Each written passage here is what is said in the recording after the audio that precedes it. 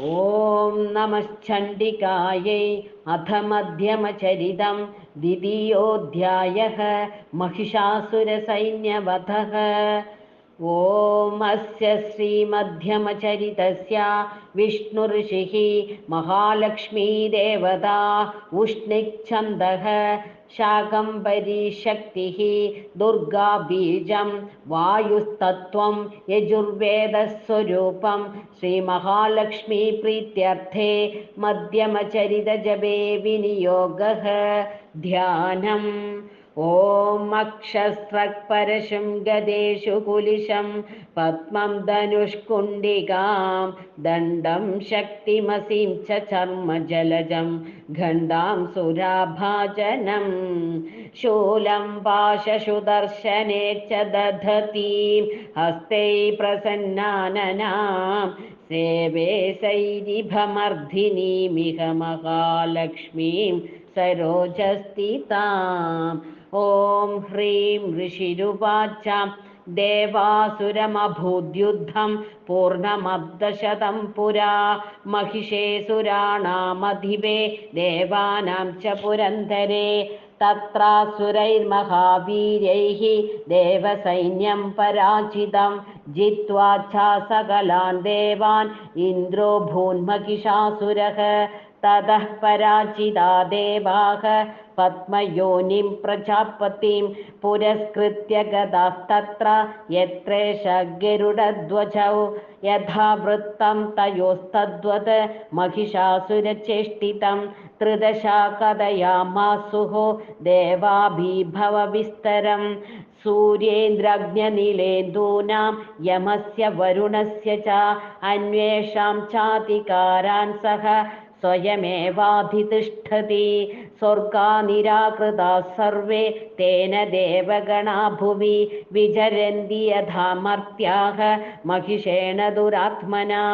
एतद्वा कथितं सर्वम् अमरारिविचेष्टितं शरणं वः प्रपन्नां स्मो वधस्तस्य विजन्त्यताम् इत्थं निशम्य देवानां वजांसि मधुसूदनः चकारकोपं शम्भुश्च भृगुटिकुटिलाननौ ततोऽधिकोपपूर्णस्य चक्रिणो वदनात्ततः निश्चक्राममहत्तेजो ब्रह्मणः शङ्करस्य च अन्येषां चैव देवानां शक्रादीनां शरीरतः निर्गतं सुमहत्तेजः तच्चैक्यं समगच्छद अतीव तेजसकूडं ज्वलन्तमिव पर्वतं ददृशुस्ते सुरास्तत्र ज्वालाव्याप्तदिगन्धरम् अतुलं तत्र तत्तेजः सर्वदेवशरीरजम् एकस्तं तदभूनारी व्याप्तलोकत्रयं त्विषा यदभुच्चाभवं तेजः तेन जायत तन्मुखं यां येन चाभवन् केशाः बाहवो विष्णुतेजसा सौम्येन स्तनयोरुग्मं मध्यमैन्द्रेण चाभवत् वारुणेन जजङ्घोरु निदम्बस्तेजसा भुवः ब्रह्मणस्तेजसा पादौ तदङ्गुल्योऽर्कतेजसा वसूनां च कराङ्गुल्यः कौबेरेण च नासिका ब्रह्मणस्तेजसा पादौ तदङ्गुल्योऽर्कतेजसा वसूनां च कराङ्गुल्यः कौबेरेण च नासिका तस्यास्तु दन्ताः सम्भूताः प्राजापत्येन तेजसा नयनहृदयं जज्ञे तथा पावकतेजसा भ्रुवौ च सन्ध्ययोस्तेजः श्रवणावनिलस्य च अन्येषां चैव देवानां सम्भवस्तेजसां शिवा ततः समस्तदेवानां तेजोराशिसमुद्भवां तां विलोक्यमुदं प्रापुः अमरा महिषार्दिताः शूलं शूलादिनिष्कृष्य ददौ तस्य पिनाकदृक् चक्रं च दत्तवान् कृष्णः समुत्पाट्य स्वचक्रतः शङ्खं च वरुणः शक्तिं ददौ तस्यै हुताशनः मारुतो दत्तवां शापं बाणपूर्णे तदेष सरस्वती वज्रमिन्दः समुत्पाट्य कुलिशादमरातिपः ददौ तस्यै सहस्राक्षो घण्टामैरावताद्गजात्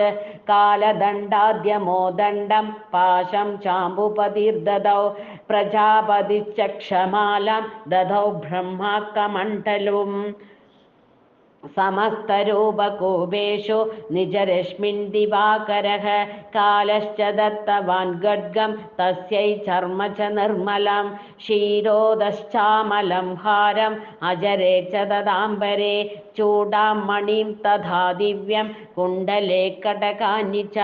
अर्धचन्द्रं तथा दिव्यं केयूरान् सर्वबाहुषु न्यूपुरौ विमलौ तद्वद् ग्रैवेकमनुमुत्तमम् अङ्गुलीयकरत्नानि समस्ता स्वाङ्गिलिषु च विश्वकर्मा ददौ तस्यै परशुं चादिनिर्मलम् अस्त्राण्यनेकरूपाणि तथा भेद्यं च दंशनम् अम्लानपङ्कजामाला शिरस्युरसि चापराम् अददज्जलधिस्तस्यै पङ्कजं चादिशोभनं हिमवान् वाहनं सिंहं रत्नानि विविधानि च ददावशून्यं सुरया पानपात्रं धनाधिपः शेषश्च सर्वनागेशो महामणिविभूषितं नागहारं ददौ तस्यै धत्ते या पृथिवीमिमाम् अन्यैरपि सुरैर्देवी भूषणैरायुधैस्तथा सम्मानिता ननादोच्चैः साट्टहासं मुहुर्मुहुः तस्या नादेन घोरेण कृष्णमापूरितं नभः अमायदादिमहदा प्रतिशब्दो महानभूत् चुक्षुभूः सकला लोकाः समुद्राश्च च गम्भीरे चचालवसुधा चेलुः सकलाष्टमहीधराः जयेति देवाश्च मुदा तामुचू सिंहवाहिनीं तुष्टुवूर्मुनयश्चैनां भक्तिनम्रार्तमूर्तयः दृष्ट्वा समस्तं संक्षुब्धं त्रैलोक्यममरारयः सन्निधाखिलसैन्यास्ते समुत्तुस्तुरुदायुधाः आः किमेतद्दिति क्रोधात् आभाष्य महिषासुरः अभ्यधावत तं शब्दम् अशेषैरसुरैर्वृतः स ददर्श ततो देवी व्याप्तलोकत्रयां त्विषा पादाक्रान्त्या नतभुवं किरीटोल्लिखिताम्बरम् क्षोभिताशेषपादालां धनुर्जानी स्वनेन तां दिशो भुजसहस्रेण समन्ताद्व्याप्य संस्थितां ततः प्रववृते युद्धं तया देव्यासुरद्विषां शस्त्रास्तैर्बहुधा मुक्तैः आदिवीददिगन्धरं महिषासुरसेनानीः चिक्षुराख्यो महासुरः युयुधे चामरश्चान्यैः चतुरङ्गबलान्वितः रथानामयुधैः षड्भिः उदग्राह्यो महासुरः अयुध्यतायुतानां च सहस्रेण महाहनुः पञ्चाशद्भिश्च नियुक्तैः असिलोमा महासुरः अयुधानां शतैः षड्भिः बाष्कलो युयुधे रणे गजवाजी सहस्रौघैः अनेकैः परिवाजितः वृतो रथानां कोट्या च युद्धे तस्मिन्न युध्यता बिडालाख्यो युधानां च पञ्चाशद्भिरथायुधैः युयुधे संयुगे तत्र रथानां परिवारितः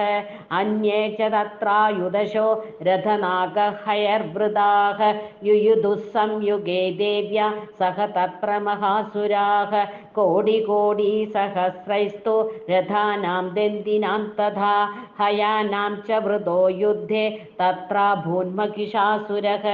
तोमरैर्बिन्दिपालैश्च शक्तिभिर्मुसलैस्तदा युयुधुः संयुगे देव्या खड्गैः परशुपट्टिशैः केचिच्च चिक्षुभुशक्तिः केचित् पाशांस्तथा परे देवीं खड्गप्रहारैस्तु ते तां हन्तुं प्रचक्रमो सापि देवी तदस्तानि शास्त्राण्यस्त्राणि चण्डिका लीलयैव प्रजिच्छेद निजशास्त्रास्त्रवर्षिणी अनायस्तानना देवी स्तूयमाना सुरर्षिभिः मुमोचासुरदेहेषु शस्त्राण्यस्त्राणि चेश्वरी सोऽपि क्रुद्धो धुतसडो देव्या वाहनकेसरी चचारासुरसैन्येषु वनेषु बहुदाशनः निःश्वासान् मुमुचेयां च युध्यमानारणेऽम्बिका त एव सद्यः सम्भूताः गणाः शतसहस्रशः युयुधस्ते परशुभिः बिन्दिपालासि पट्टिशैः नाशयन्तोऽसुरगणान् देवी शक्त्युपभिङ्हृताः अवादयन्तः पडहान् गणाशङ्कास्तथा परे मृदङ्गाश्च तथैवान्ये तस्मिन् युद्धमहोत्सवे ततो देवी त्रिशूलेन गदया शक्तिवृष्टिभिः गड्गादिभिश्च सदशो निजघानमहासुरान् पादयामास चैवान्यान् गण्डासनविमोहितान् असुरान् भुवि पाशेन बद्ध्वा चान्यान् अकर्षयत् केचिद्दिदा कृतास्तीक्ष्णैः गड्गपादैस्तथा परे विबोधिता निपातेन गदया भुवि शेरते वेमुच्च केचिद्रुधिरं मुसलेन भृशं हताः केचिन्निपतिता भूमौ भिन्ना शूलेन वक्षसि निरन्तराशरौघेण कृता केचिद्दृणाचिरे सेनानुकारिणः प्राणान् मुमुजुस्तृतशार्दनाः केषाञ्चित् बाहवश्चिन्नाः